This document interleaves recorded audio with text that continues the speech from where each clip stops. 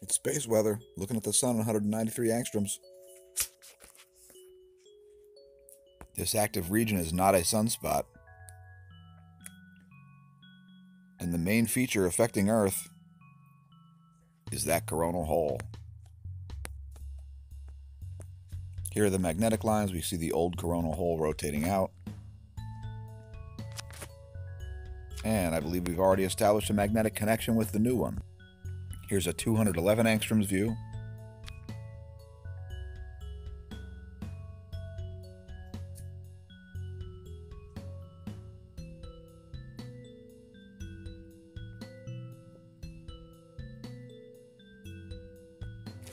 Solar wind speed remains elevated, 531 kilometers per second. Excuse me. Solar wind density 6.0 protons per cubic centimeter. 0 sunspots, and 10.7 centimeter radial flux has dropped down to 72. How about some more data at spaceweathernews.com? X-ray flux remains relatively flatlined.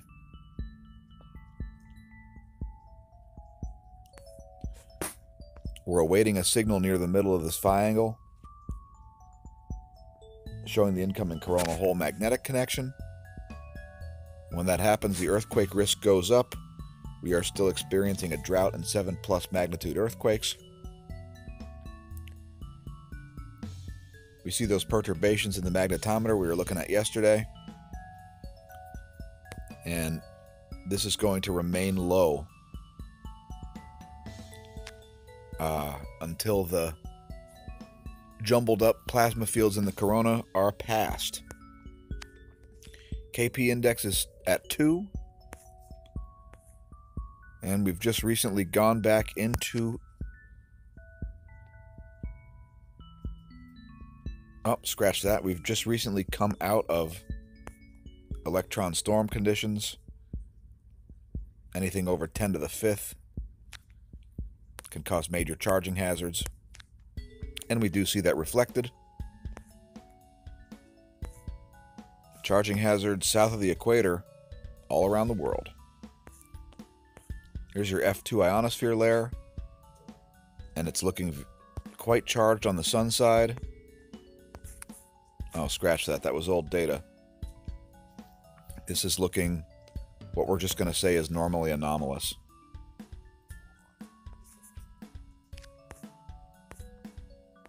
And the auroras are dying down. Moving on. Here's a gong 2.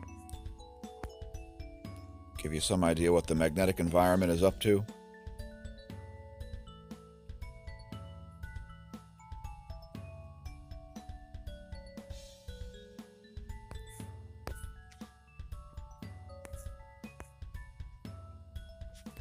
The magnetic field is going to remain weak through this entire region. And then we'll get an uptick in strong magnetometer readings when we get to this region here. And the Earth's magnetic field snaps across. We'll be keeping an eye on that. Next we'll look at magnetosphere movies. Here we see the velocity. You see some striations in the solar wind speed coming in there from the left. See these bars of higher and lower wind speed. And here's the density.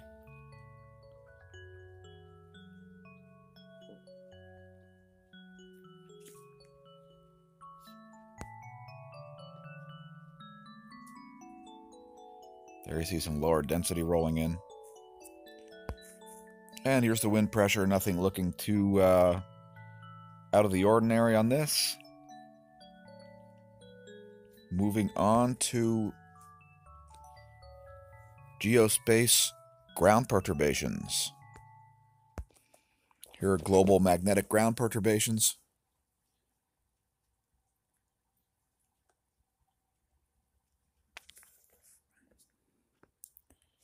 We see this area down here and fields coming out of Hawaii, as we do daily, most days. Let that play through again before we look at the poles.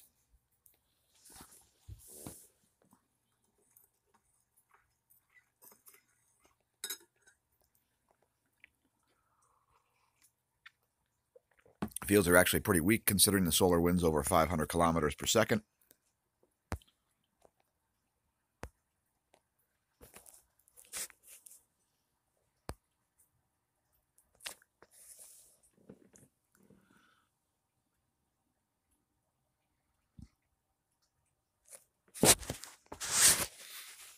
So there is an uptick in earthquake risk coming due to that coronal hole magnetic connection. And without looking at barometric pressure maps, I say this region and this region are the most likely to experience a 7 magnitude earthquake. Fortunately, the incoming coronal hole isn't too big, although we'll be seeing how strong the magnetic connection is. Here at globalincidentmap.com, in the quakes section, let's see, a 3.7 in Alaska, pretty much a downtick here. Petrolia, California, having the biggest quake they've had there in quite a long time. And we have been seeing regular quakes in the 3 range near Petrolia.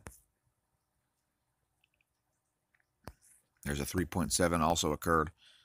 4.1 in Alaska. 4.7 in Papua New Guinea.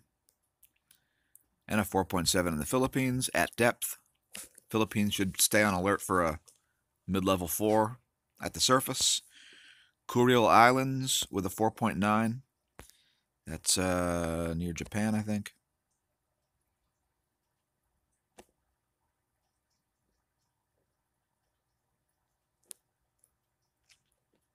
Kind of not too far from the Aleutians there.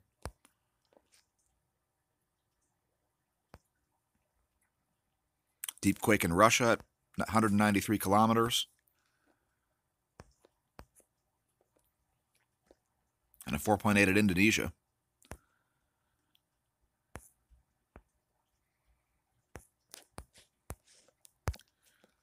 Head to volcanodiscovery.com. We've got Orangutan producing an 8,000-foot ash plume. Tucono, 7,000-foot ash plume. Popocatépetl, possible volcanic ash exhalation. Fuego, constant volcanic emissions.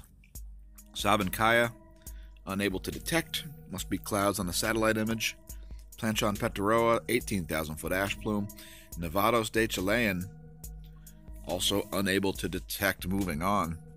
Some data crunching about the Super Bowl. So, last night's Super Bowl had the second most defensive first quarter in Super Bowl history.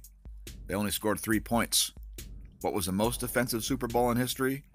1975. Steelers versus Vikings, the first time the Steelers won. The score at the end of the first half in that game? 0-2, putting up only a safety in the first half. The game was so defensive, the only points scored were by a defense beating back an offense, and then having the ball kicked off to their own team. On a related note, let's look at the Washington Compost. On Super Bowl Monday, 17 million workers are expected to call in sick. Now, last year, I was laughing about an article that said 72% of HR professionals would prefer if we just had off Super Bowl Monday. Let us know if you agree in the comments.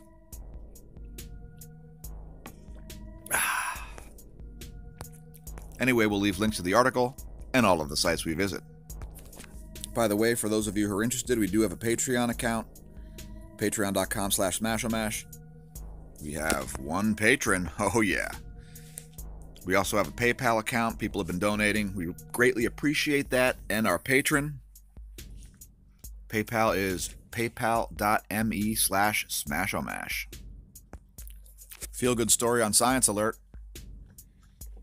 Footage of baby Humpback caught only 20 minutes after birth. We'll leave links to that article as well.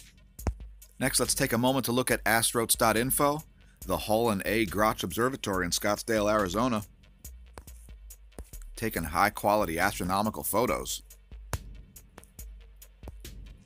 We'll leave links to this also. Check out M31, our largest galactic neighbor. otherwise known as the Andromeda Galaxy. And as a value-added service, here's NGC 6946. I never heard of it before. It's a nice spiral galaxy. Astrotes.info, private observatory. And how about a view in 304 angstroms?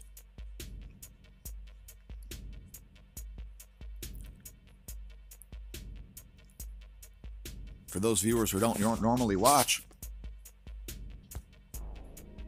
this thing here is the sun. We got some filaments going on, mainly down toward the south region.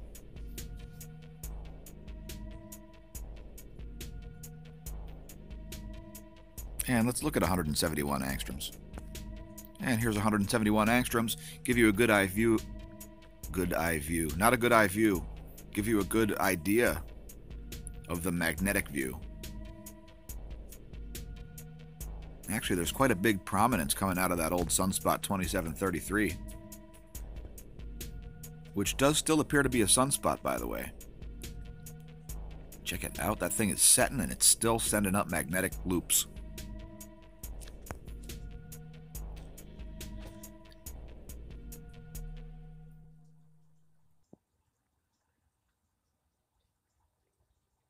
Anyway, thanks for tuning in, everybody. Be safe out there. Remember, on your way home, if you're driving, don't drink. And if you drink, don't drive. Or better yet, just don't drive.